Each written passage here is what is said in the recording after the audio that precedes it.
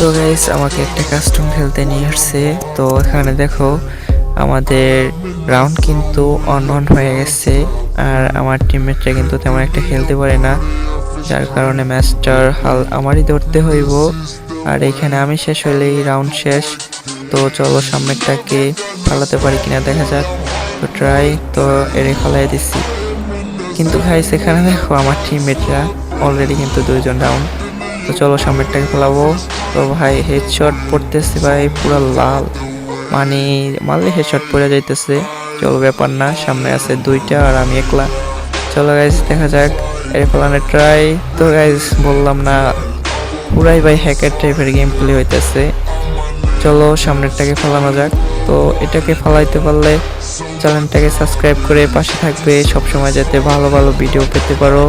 তো গাইস সবাই একটু লাইক কমেন্ট শেয়ার করে দিবে। তো দেখো ফালাই দিছি কিন্তু। তো গাইস আল্লাহ হাফেজ, ভালো থাকবে সবাই।